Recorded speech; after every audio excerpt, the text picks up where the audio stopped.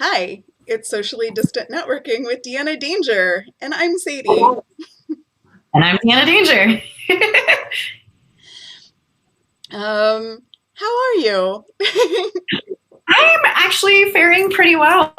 This is my first live stream interview, and thank you for having me as your first guest. This is exciting and challenging all at the same time. Yeah, for those who are watching, we just spent about 15 minutes troubleshooting some technical difficulties that are totally on my side. So, No, it definitely happens. so Deanna, how about you introduce yourself to folks? So I'm Deanna Danger. I'm from Richmond, Virginia, but I live out in St. Louis now. I'm a burlesque performer, producer, and instructor. I also do booking and marketing for a really amazing venue here in St. Louis called The Monocle. And I'm definitely a witch. So a lot of different areas that all kind of come together in one. Cool. So, how did you get to where you are today?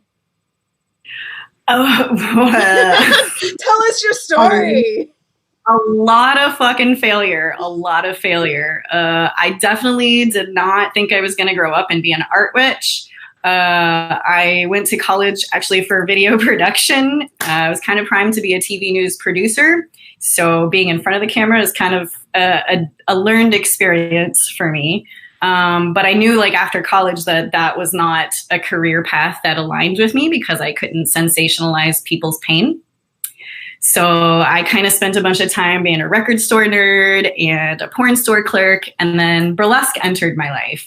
And that was almost 11 years ago. This summer it'll be 11 years. And since then, I've been doing the burlesque thing full time since I think 2012 is when I finally went full time with it. And after a good amount of years running a burlesque studio and a production company and a lot of trauma and grief and all of the crazy things that happen in one's life when they're figuring out themselves, I realized that that life wasn't for me. So I found a new life out here in an amazing community, and burlesque seems to keep coming into my life. So I'm continuing to follow that path and see where it goes. Awesome. What did you think you wanted to be when you grew up?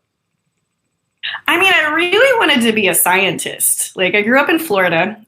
So, like, I went to space camp when I was a kid. I've always had a huge fascination with science and space and fucking rocks and animals. And I really wanted to be a scientist. And then I got to high school and I realized I was really horrible at math.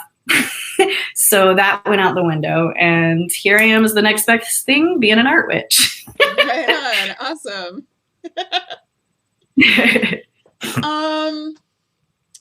What's your favorite word and why? I mean, I think the first one that rolls off my tongue is cunnilingus because it just rolls off the tongue. Indeed it does.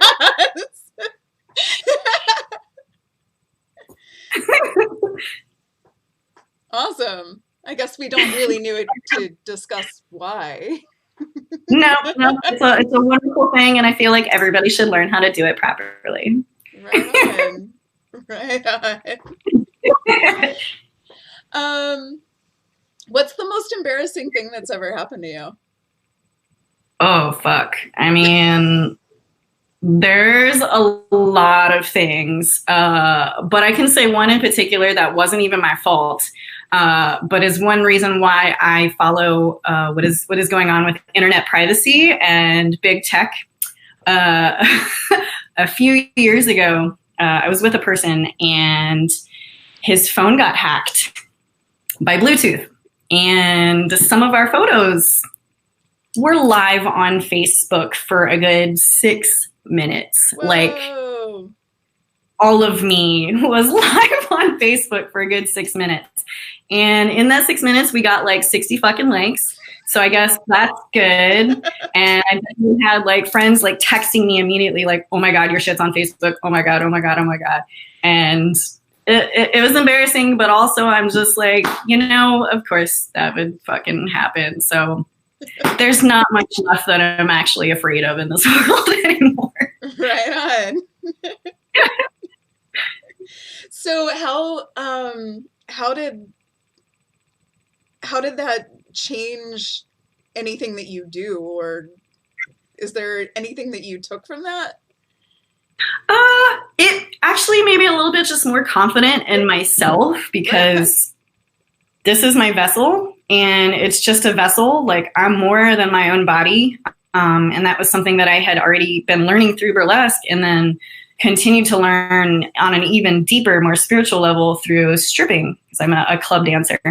So just kind of realizing that, like, this is all temporary, and it matters what is on the inside and what we do with that, and like our mental and spiritual health beyond that. And it's just like, I've been naked on fucking Facebook. So I'm just like, after that happens to you, you just gain a whole lot of self-confidence. And you're just like, well, you know, whatever. Like, people text me and be like, oh my God, I saw some of your nudes online. And I'm like, were they photos or video? Right. Yeah, I have a lot of sort of day job square clients, and before I start working with them, I'm always like, okay, FYI, if you Google me, here's what you got. They're out there, and if that's a problem, we can't work together. And like, that's always been exactly. I have that same thought with my therapists. Like, I've been through some therapists, but we usually get to a point, and then like I can tell when their face changes after I start talking about like what I really do, and I'm just like, you're judging me right now. Right. This means I have to find a new therapist. And luckily, I actually found a really great one in the last 2 weeks. So excellent. Just in time for an apocalypse. Yeah, like as the call for therapists is surging.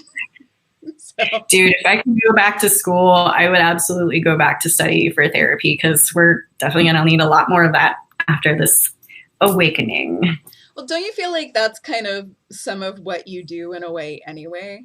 Between like sure. your witchery and like just like your club work and everything, it's in teaching, and I feel like that's all kind of therapeutic too.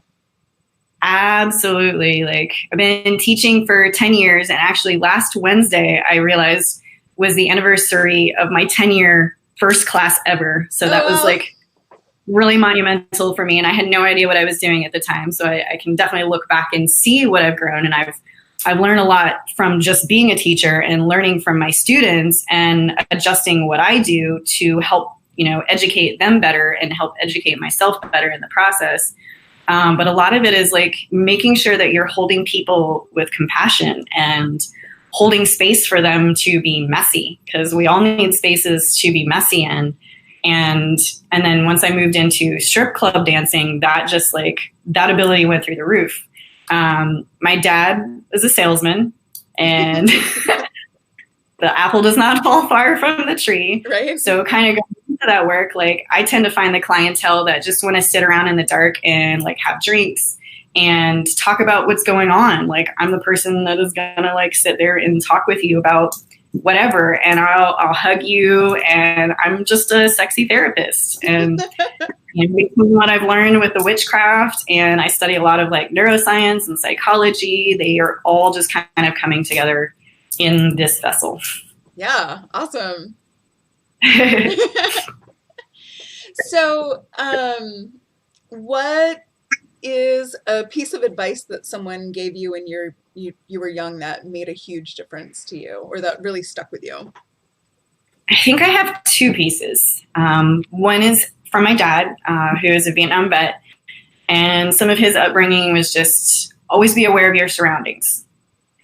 And that, I think, was the first piece of advice that really kind of initiated my intuition and my witchery. Like, it allowed me to be more aware of all of my senses at the same time and use them simultaneously. Like, I almost into like the eyes in the back of your head kind of thing. Like, I hear things that most people don't hear. Like, driving down the highway, I will see every single hawk that is sitting on a tree. Like, just being able to be aware of all of that and take it in as a natural response. And then the second piece of advice is what I got in college, training to be a TV news producer, which is the mistake is going to happen. It's not about the mistake. It's how you recover from the mistake. Right. Yeah. Those two things have like absolutely saved my life and gotten me to here. Awesome. Cool. So this is sort of one of the questions that I have to ask people that, whether they're involved in any spiritual practice or witchy work or just anything. Like, what are some of your daily rituals? And they don't have to be spiritual rituals. It can be, grounding processes or whatever. For sure. I have a whole bunch of altars all over my house, and I have one in my car as well. So when I first get up outside Corona apocalypse, the first thing I do is not go to my phone. I don't check my phone first thing because I want to be aware of my own self before I bring my own self into the world. So I journal. So I usually get up, I light a candle on my altar, which I use a lot of color therapy for, depending on what kind of energy I want to bring into my life. Because for me, flame is about transmutation and transformation, and just the fact of lighting it and holding light for yourself and allowing that smoke to kind of go up as a prayer into the world. Like, you can set a lot of intention for your day just in that moment. So I do that first and foremost. I open all the blinds, I make my bed, I make my coffee, I write in my journal, I feed my cat. And then I usually sit down and meditate. And I'll meditate for like 30 minutes in the morning. And then I usually go into yoga after that, so that I kind of wake up body, mind, spirit first before heading into whatever I got to accomplish that day. Right on. Awesome. Yeah. That's a busy morning.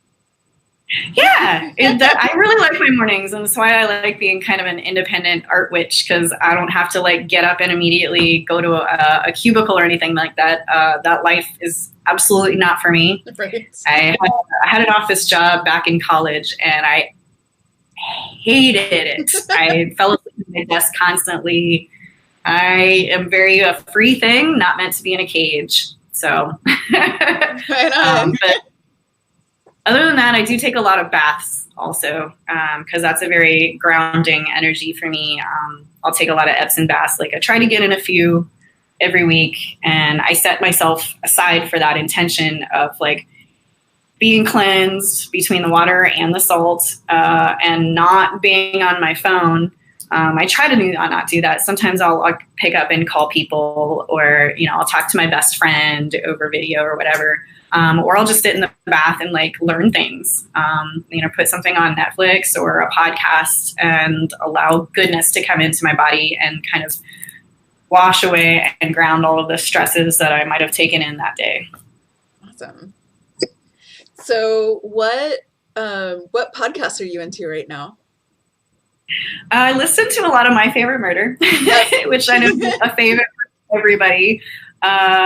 Other than being a lifelong murderino, the way that they talk about mental health and how it's okay to be messy is really inspiring. When I was kind of trying to get my life back together over the last couple of years, I did a lot of traveling. So my mind thinks all of the time. It's always going. So sometimes listening to music is not really what I want to do, because my mind still continues to think about things and I need to shut it off sometimes. So I love listening to podcasts, and they're a great one to come in and bring comedy to kind of help ease some like hard things. And so whenever I've gone through like hard shit, I'll listen to them. There's another podcaster. She's a mindful meditation instructor called Tara Brack. Mm-hmm. And Brack, I think it's Brack. Who was actually recommended to me from Karen Kilgariff on My Favorite Murder. Right on. Awesome. He has got a lot of amazing podcasts, not just like, she does like meditative talks and guided meditations, and she covers a lot of like topics like fear and bad othering and negating the blame game. So when I get in really bad spots with myself, I'll throw that on, and my goddess, her voice is like so freaking soothing. Like, I listen to her for 5 minutes and I automatically feel better. And they're nice, like good little bite-sized chunks too. So you can like listen to one for like 30, 45 minutes before you go to bed. So cool. Those are my top 2 right now. Awesome. All right. And I will add links to those in the comment. Technology. Yay! Do you think that you have a personal motto or a slogan or a mantra that kind of grounds you or inspires you or that you go to? I think so. It's kind of one that came to me through burlesque, and it was one that I created for my burlesque studio as kind of a way to help people ease into themselves and be okay with their bodies no matter what. And that phrase is, it's not what you got, it's the fun you have shaking it. Oh, hell yeah. Awesome. So that has seemed to like apply to kind of all kinds of life, because it's like, you know, we were all born with what we got, and we all have like differences in us, and we all have like traumas and griefs within us, and it's like, it's okay to have all that, and it's okay to not be perfect, because perfection is a myth created by the patriarchy. So, you know, like, it's not about what you have, it's like the joy that you have in your daily life as you go about with what you have. And I like to keep in that positive loop, because I can tend towards the anxiety depressive end sometimes. So I try to inject my life with a lot of positivity so that I stay in that good loop and bring more abundance and goodness into my life. Awesome. I empathize with that a lot. Yeah, definitely. What's your dream project? If you could work on anything, whether it's in your realm or something else? Well, I've had quite a few dream projects over the lifetime. Once I kind of got into burlesque, like, I really wanted to do that on a grander scale and be someone who had a company that produced on a large scale and was able to provide work for all kinds of people, like legitimate, like, life-sustaining work. Yeah. And that was a dream that I recently walked away from, because it's a lot of work and it requires a lot of collaboration. And it's really kind of hard to find that level of collaboration and financial help. There's not a lot of money built into this industry. Yep. Tip your burlesque dancers during Corona apocalypse. Right. So since then, just through teaching, I learned that I love teaching beginners, and I've learned that, like, it's often kind of hard to teach people who have no dance or theater experience, because it is a brand new world and it's very in the body, and not a lot of folks have experience being that present with themselves and their body. So I started kind of moving to a realm of not teaching beginners in order to learn better ways to help coach people back into themselves and back into present living. So that's been my area of study since then, and doing it through nature-based spirituality and witchcraft. And upon moving out here to St. Louis, I really didn't know what I wanted to do with my life. I was just like, well, I'm going to fly off of this edge here, and I'm going to go, and I'm just going to float around in the air until whatever it is that I'm supposed to do presents itself. And I've still always held that little thought of doing, like, teaching on a more spiritual level. So because of all of this, I had already been looking towards my long-term life, and now I'm moving even more heavily into that and trying to figure out what kind of accreditation I can get to help bolster that for me, so that I can continue on that educational path, because I would absolutely love to create workshops and, like, ritual workshops and retreats, and kind of go around the world when it's safe to do so, to help people come back into their bodies and have, like, quality bonding and quality community experiences that help them negate their fear and their anxiety and all of those things. Awesome. That sounds great. It's exciting. It's what I've definitely been jumping into hardcore since all of this started happening. And I keep finding that I don't have enough time in my day to, like, actually accomplish all of the things that I keep needing to do, like, on top of just making sure my own safety and my own health is taken care of, because it's just me and my little cat out here. Yeah. Are you finding that your developing any new routines that you're going to be keeping as a result of what's happening right now? I wouldn't say that they're new. They're just more fortified. I had been, I've not always had the time to do yoga and like care for my body. So I've been moving in that direction of making sure that I get it in every day. So now it's like, I'm here like for like at least 2 months because St. Louis City is closed for gatherings of 50 people or more for 2 months. Right. So I'm making sure that I set myself up every day to like do the yoga, make sure that I'm like circulating all of the toxins out of my body. And then also going to weightlifting because I want to be able to be strong. And I have a really great resource that I found that I hope stays. A friend of mine, hi Ainsley, over in Richmond, Virginia, does practices at Muyat Kung Fu. And they have been putting up little like beginner live streams every Monday, Wednesday, and Friday.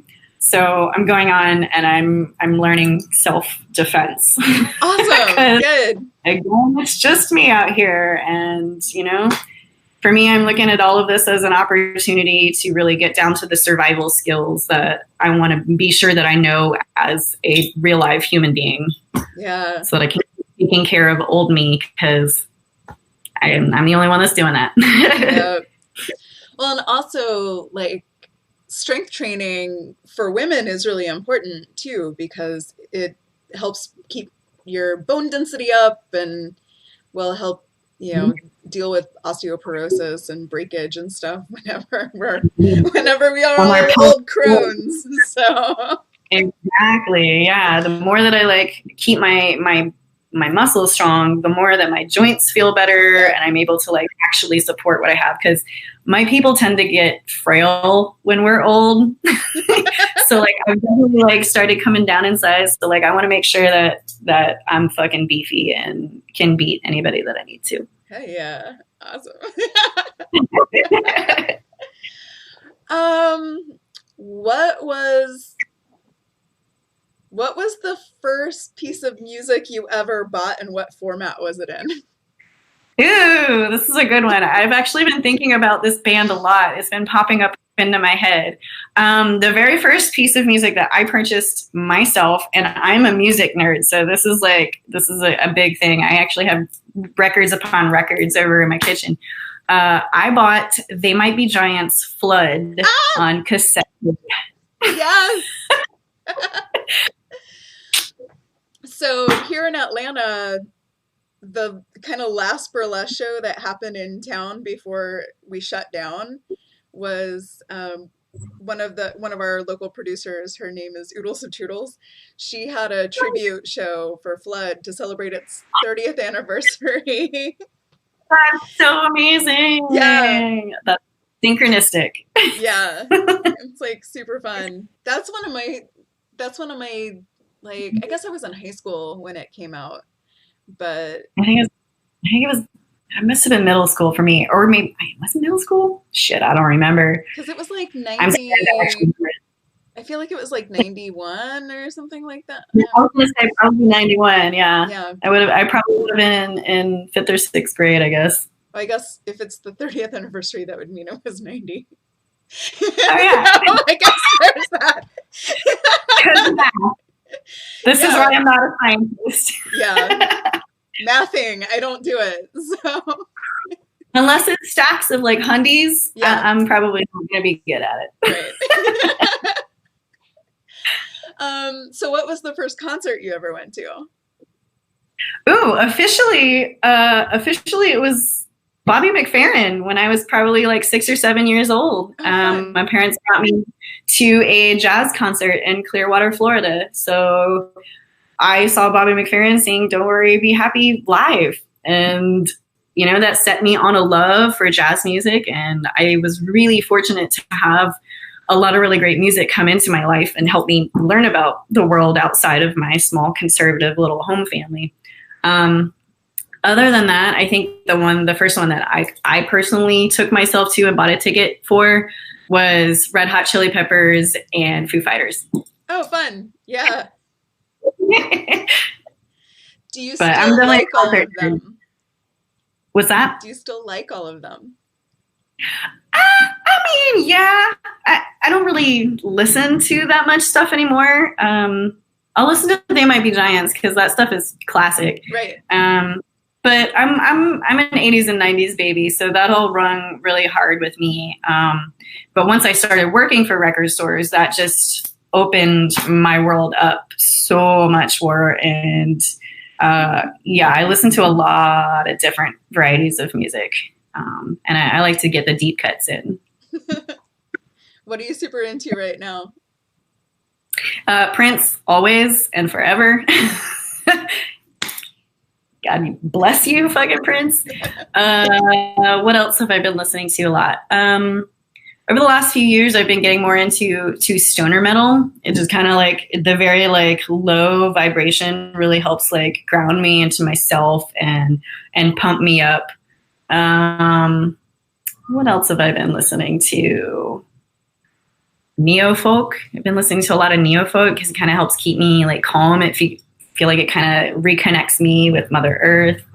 I don't really listen to pop music really much at all. I'm more of like an 80s, 90s pop music nut, and always hip hop, and particularly 90s hip hop. Like that will never, ever, ever go out of style. And that just, it brings me back to my childhood in Florida and just, it stokes me up. Yeah, awesome. I too have a childhood in Florida. I guess I moved to Florida when I was 12, and so I had the like weird Florida adolescence that people don't understand other places.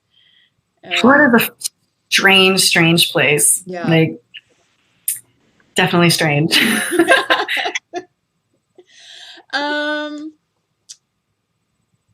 Does what you're wearing right now have pockets? No, it does not. Ah. I know most of the stuff that I actually wear does not have pockets. Maybe about 10 years or 9 years ago or so, I kind of gave up pants because I was just like, I became a dancer and I live in like dance gear and just, I put on like tunics or little dresses like I have on now over top of that. So most of what I have does not have pockets.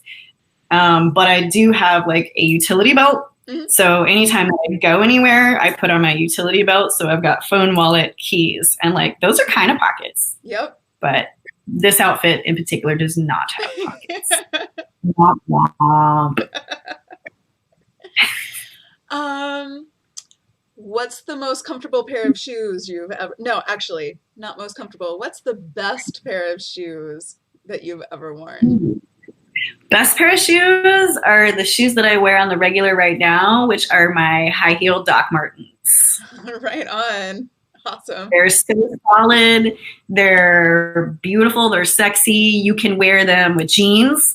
You can wear them with formal wear. You can wear them with everything, and people will always compliment you on them. Highly recommended. How long have you had them? Really only a year and a half. A friend of mine in Richmond had a pair. Hi, Cammie. And I was like, dude, I did not know that Doc Martens made high heels. And she's like, yeah, these are fucking kick-ass. So I went out and like almost got a pair immediately. Awesome.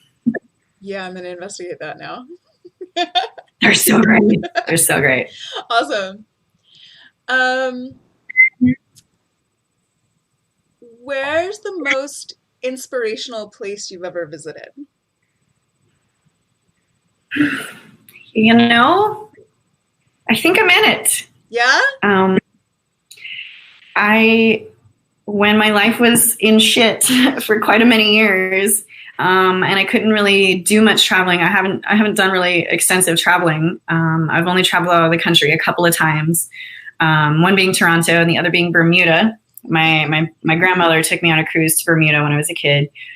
But during that time when my life was in shit, I made it a point to come out here to St. Louis to attend the Show Me Burlesque Festival, because the first time that I came here, I really felt welcomed. Yeah. I felt cared about. I felt like I was amongst my people. And just the acts that I saw on stage, it was so much diversity and really, expanded my knowledge of burlesque and what I liked about it and just how invigorating it was. So I made it a point to come out here and do that. And I started learning about the city and just kind of the history of the land. And there's a really amazing historical site about 30, 40 minutes outside of St. Louis. That is a Native American site called Cahokia.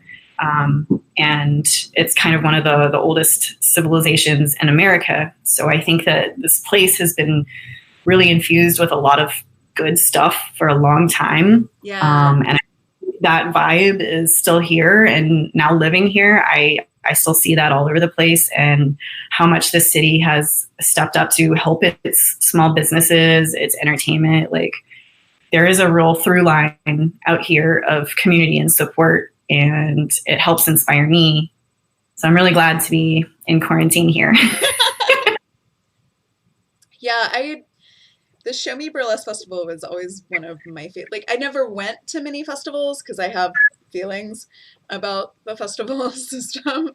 But Show Me was definitely one of my favorites, and one of those that I also, felt really inspired by being there, and it was well curated, and and just had sort of a different format than a lot of what I had experienced. And yeah, it's like a very familiar festival. It's very it's a conversational one. You don't really feel that edge of like having to be this thing and put on the airs. Like you can really just be your weirdo, messy self when you're here. Yeah. One of my favorite fellow performers I met whenever we got put together as roommates the first time that both of us had gone. I think it was both of our first times.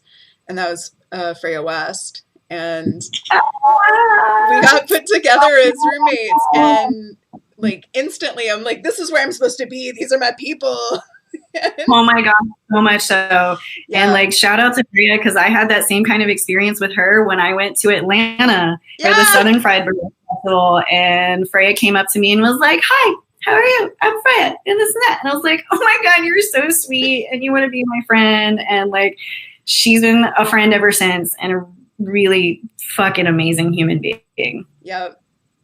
And hopefully I can get her to be one of these next conversations. Yeah, do it, Freya. Yeah, and I know that they're dealing with their own added stress in Nashville right now. So oh my gosh, yeah. So many prayers to them. It's been great to see what that community has done to support itself too through all that. Yeah, it's a double whammy. Yeah, it really is. How do you feel like business is gonna come back when we're done with all this? Do you feel like it's gonna be the same, like in your in your worlds? No, definitely not. I think a lot of it we'll get back on track as best and quickly as we can, but everybody is just being hit with so much economic impact. Like even if we make it through, not even, because we are going to make it through, but like however we make it through, like we are all going to have debts. We're all going to have things that are going to be hanging over us. And like, I was just starting to finally put away some finances. Like I've never saved for retirement. Like I never had like any of that. And I just like over winter started being able to kind of put some of that away. Yep. And now this. So no, I think it'll be different. And I like how people are kind of going in and figuring out the technology of things, because I'm Gen X, and so I'm kind of in the middle of a bunch of things, or Gen X or Gen Z. Now I'm having a brain fart. But, I think it's important to learn things from your elders, and it's important to learn things from folks that are younger than us too. And there is some kind of middle way. Like we can't lose connection in real life, because nothing can replace one's energy with another person's energy in the same room. And now with us not being able to do that, like it's important to learn how to use technology to its best advantage for everybody.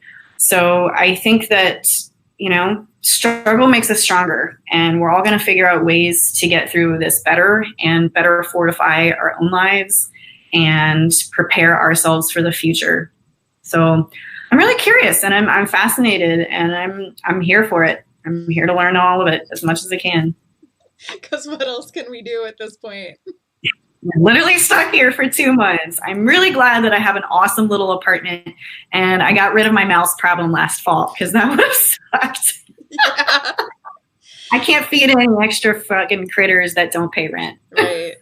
Although your cat might be able to, entertain itself with that. True. It's very true. Let's see. Tell me about a time that you dealt with rejection and how that affected how you put yourself out there and,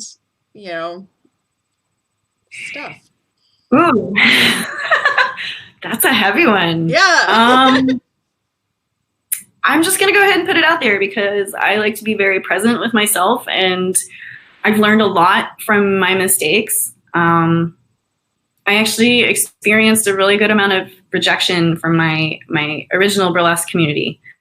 I jumped into it, learning as I went along. I'm a lifelong dancer, so I've been dancing since I was 3 years old. And I learned producing in college, so I've got a lot of experience with that. But I didn't really know a lot about burlesque when I got into it. And learning as I went along, I definitely needed to learn a lot more things, not just about the art form itself, but how to socially engineer that. Mm-hmm. So there was a lot of things that I just didn't know about life. I had the misfortune of marrying somebody really terrible, and I didn't really understand the impact of what that did on my life. And, I didn't know what gaslighting was. I didn't know what narcissistic abuse was. So while I was kind of trying to go through and do my burlesque thing and keep my head down and keep learning, there were a lot of things that I didn't learn during that time. And I think it kind of stunted my growth in a way. So just, when you don't know something, even if you don't know it and you're doing your best to fake it till you make it, that energy still kind of carries forward. So I think a lot of that was felt. And I'm not an extrovert. I'm definitely an introvert, and I'm actually a shy person. So I didn't really know how to stand up for myself, and I was trying to learn a lot of things about how to marry what I knew was part of my intuition and what I didn't know. So a lot of times I just wasn't able to stand up and speak the right ways to say this is happening for community. What is good for all of us is good for me. And I'm going at it in this kind of way. I don't know all the ways, but I just didn't really know how to communicate all of that. And I was not a person that knew how to stand up to people who were kind of mean. So I learned a lot through that process of sitting down with myself, and honestly, going into sex work and being a club stripper was what really helped me learn how to have that self-confidence and be okay in my own person and understand the intersections of classes. Because a lot of what we're going through right now is class related. Yeah. So the haves and the have-nots, and learning the nuance of have and have not and what that means for lots of different various cultures has been incredibly informative and really helped me have peace with my mistakes and grow from that. That was a heavy one. No, that's awesome. Thanks for your candor there. Yeah, it feels really good to talk about out loud. So kind of adjacent to that, what in life are you most grateful for? I'm really grateful for the friends that did show up when I was my most messy self. Not everybody's capable of doing that, and I totally honor that. It's not up to everybody to fix everybody else. It's up to us to help support that, but not at the expense of ourselves. So the people that like really put stuff down and helped me out, and there are a few particular people in particular that I could give a shout out to right now. One of which is my best friend, Damien. I don't know if she's going to watch this because she's not really on the tech. But she helped me a lot with that, as did Brett. Hi, Brett. You're probably watching. And then Ruth Hedberg and Stephen Berardi. So when I became homeless in 2018, they took me in. And they had a room and they were like, just come on, girl. Like, we got a room. Don't pay rent. Come on. Like, we'll take care of you. And that was like the real end of like my existential crisis. So they're an amazing, amazing, amazing human couple that they're polyamorous. And it was like the first time that I had ever lived in a home that knew how to nurture through the messiness. Yeah. So like, you know, like, they brought me into their house and I know that I like drove their dogs crazy. So that is the kind of energy. And there's been like tons of other people that have done that kind of thing for me. So I'm really thankful for the humans that understand messiness. Awesome. Yeah. Cool. I think I'm gonna wrap it up. Cool. What? I appreciate you being a guinea pig with this, and thanks for being my first interview.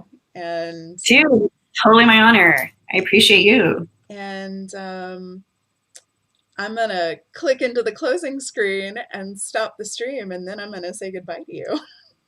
Awesome. Thank you.